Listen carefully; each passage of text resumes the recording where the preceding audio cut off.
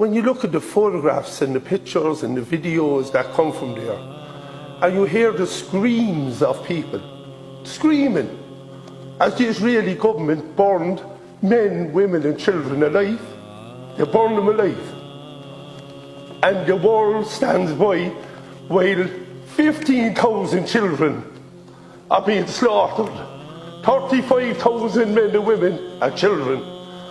And it's unbelievable, the genocide that's happening. A child with no head, and the Israeli government say it's a mistake. A mistake.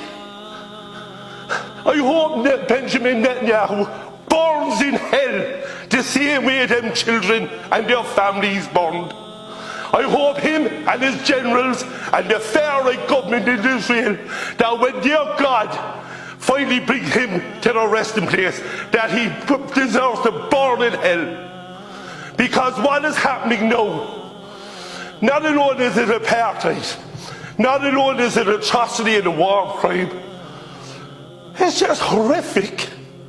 It's just horrific what they're doing. Where is their soul?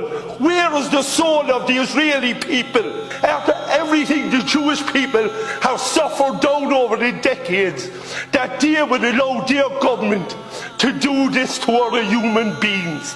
Human beings.